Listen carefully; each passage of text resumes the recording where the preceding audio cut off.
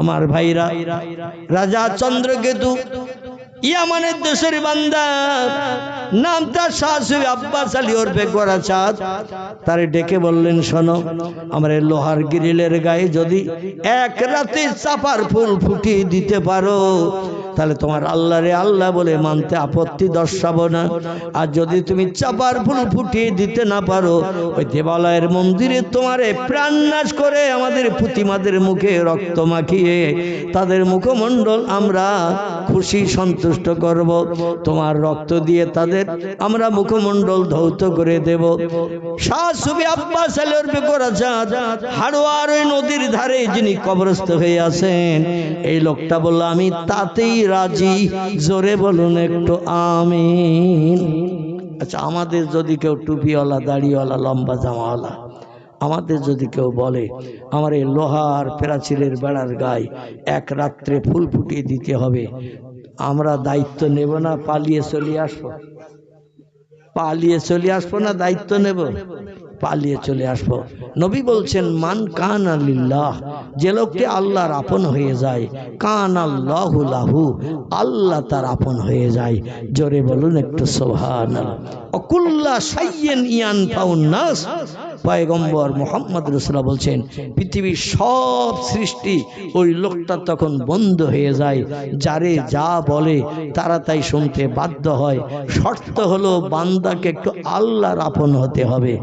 আমরা তো আপন হয়ে আছি মেম্বারের, আপন হয়ে আছি প্রধানের, আপন হয়ে আছে এমএলএর, আপন হয়ে আছে এলাকার মোড়লের, আপন হয়ে আছে এলাকার 1400 গুন্ডাদের, যাতে আমার ক্ষতি না করে। তাই মাঝে মাঝে চায়ের দোকানে 2 কাপ চাও খাওয়াই।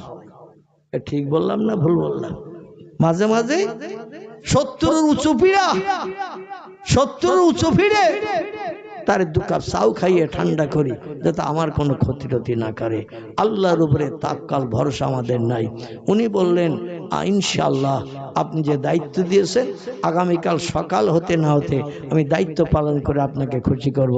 রাজা চন্দ্রকেতু বেড়াচাঁপার দেবালয়ের রাজা, উনি বললেন, যদি দেখাতে পারো আমার প্রাচীরের বেড়ার গায়ে চাপার ফুল, আমি এই ধর্ম পরিত্যাগ করে ইসলাম গ্রহণ করব। রাত 12টা, 12:30 বেজে গেছে। রাজা চন্দ্রকেতুর বাড়ি থেকে হাড়োয়া, যে মেন রোড, বেড়াচাঁপা থেকে হাড়োয়া রোড, এই রোডটা তখন 3-4 রশির মতো রাস্তা ছিল, 3-4 রশি। বাড়িটা ছিল মাঠের মাঝখানে, সেখানে এখন একটু গাড়া গর্ত মতো হয়ে নিচু জায়গা। এইখানে আল্লাহর ওলি ব্যক্তির বদদোয়ার কারণে বাড়ি, বেড়াচাঁপার মন্দির সব মাটির তলায় তলিয়ে গিয়েছিল। জোরে বলুন সুবহানাল্লাহ। আল্লাহ মাটির তলায় গারদগিরি করে দিয়ে দিয়েছিলেন।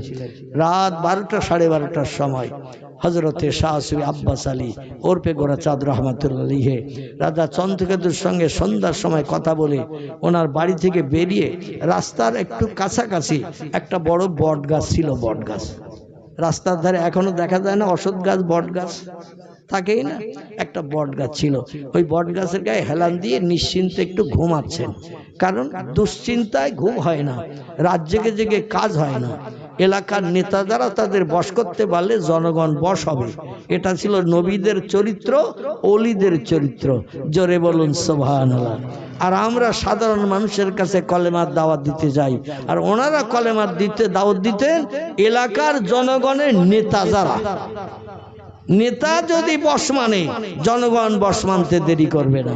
এই চিন্তা ভাবনা করে গাছের গায়ে হেলান দিয়ে একটু চিন্তামুক্ত হয়ে একটু তন্দ্রাভিভূত ভাব, হঠাৎ করে রাজা চন্দ্রকেতু রাজদরবার থেকে লোক পাঠিয়ে দিলেন, সে ফকিরটা পালিয়ে চলে গেছে না, আসে একটু দেখে আইতো।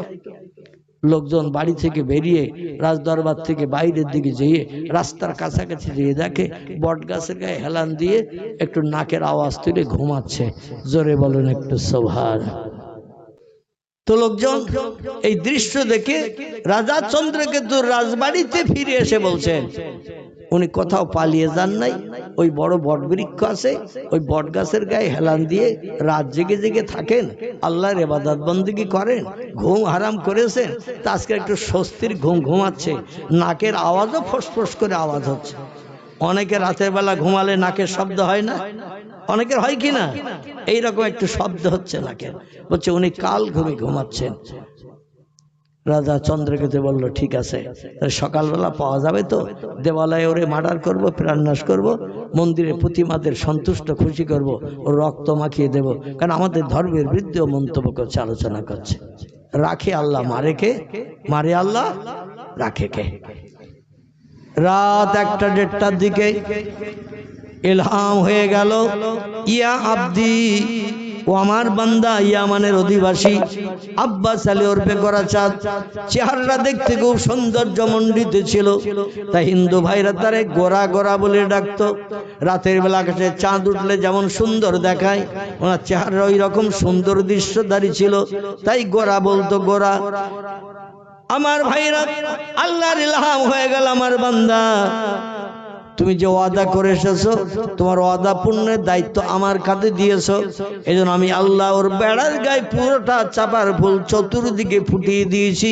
এই রাতের বেলায় তত্ত্ব দিয়ে এসো, যাতে নিশ্চিন্ত মনে বাকি রাতটা ঘুমায়। আল্লাহর ওলি শাহ আব্বাস আলী রাজ দরবারের গেটের পাশে থাকে, দরওয়ানেরা দুই পাশে বসা, গেট লাগানো, তালা লাগানো। ডেকে বলছেন, ও দরওয়ান ভাই, ও দরওয়ান ভাই। 2-5বার ডাক দেওয়ার পরে দরওয়ানদের ঘুম ভেঙে গেল। বলছে, কে তুমি? মানান্তাম ইসমুকা, আরবি ভাষা। কে তুমি, তোমার নাম কি? উনি বলছেন, আমি সেই ফকির গোরাচাঁদ, দেশের মানুষ আমারে গোরাচাঁদ বলে বলে ডাকে, চেহারা আল্লাহ একটু সৌন্দর্য করেছেন বলে আমি সেই ফকির। বলছে, কি খবর এই গভীর রাত্রে? তোমার তো সকালে আসার কথা। বলে, আল্লাহ অত সময় নেবেন না, এই জন্য রাতের ভিতরে আল্লাহ চাপার ফুল ফুটিয়ে দিয়েছেন। রাজা চন্দ্রকেতুরে ডাকো এবং তোমরাও দেখে নাও, বাকি রাতটা যাতে নিশ্চিন্তে ঘুমাতে পারো। রাজা চন্দ্রকেতুরে ডাকা হলো, দরওয়ানে যে ডাকলো, এ মালিক, এ দেশের বাদশা, আর ঘুমাবেন না, উঠে পড়ুন। বলে, কি খবর? এখন তো রাত গভীর।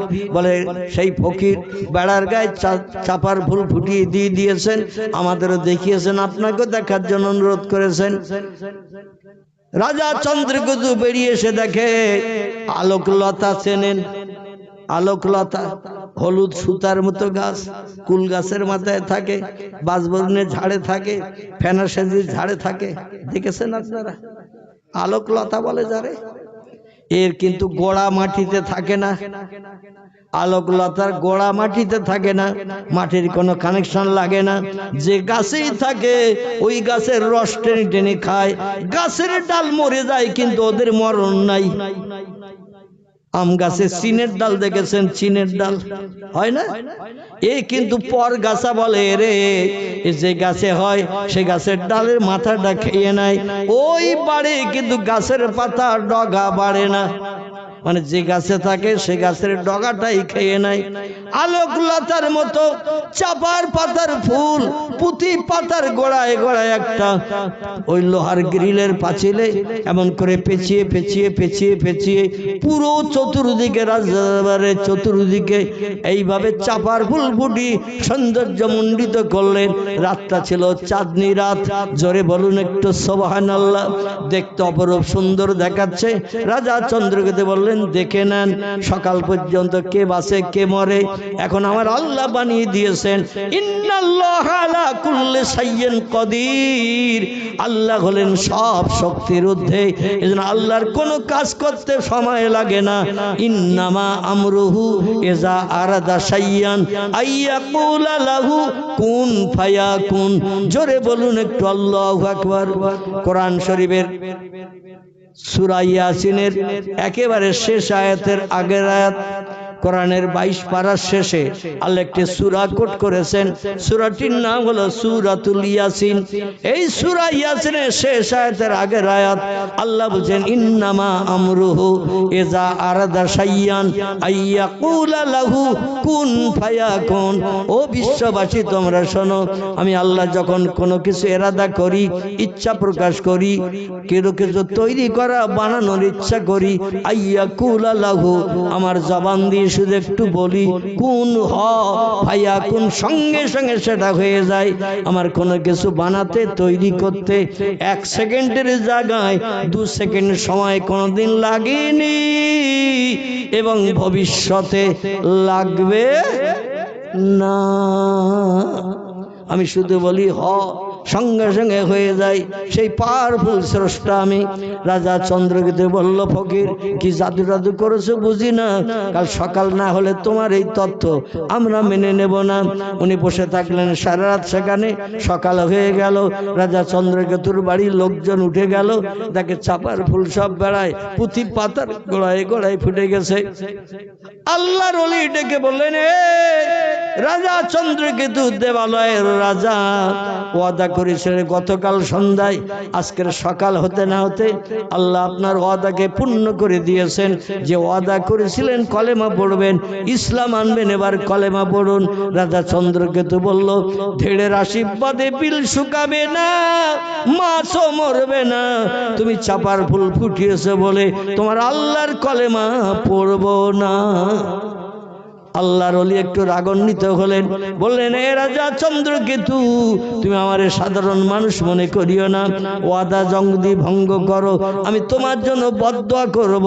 রাজা চন্দ্রকেতু বলল, কত লোক কত কথা বলে, কোন কথার বাস্তব মর্যাদা অনেক ব্যক্তি দিতে পারে না, কি বদদোয়া তুমি করবে করো। হুজুর আল্লাহর কাছে হাত তুলে দোয়া করলেন, আল্লাহ রাজা চন্দ্রকেতুর বাড়ি জমিনের তলায় গারদগিরি করো, দেওয়ালয়ের মন্দির যেখানে আমারে প্রাণনাশ করে আমার রক্ত দিয়ে প্রতিমাদের মুখমণ্ডল এমন করে রঙিন করবে, আলোয় দেবালয়ের মন্দিরটাও তুমি মাটির নিচে গারদগিরি করে দাও। আল্লাহ বলছেন, যারা আমার হয়, মান কানা লিল্লাহ, যারা আমি আল্লাহ আমার আপন হয়ে যায়, কানা আল্লাহু লাহু, আমি আল্লাহ তাদের আপন হয়ে যায়। নবীরা দোয়া করলে আল্লাহর দরবারে যেমন বিদ্যুতের মতো কবুল হয়েছে, ওলিরাও দোয়া করলে আল্লাহর দরবারে তেমন বিদ্যুতের মতো কবুল হয়েছে এবং কিয়ামত পর্যন্ত হবে।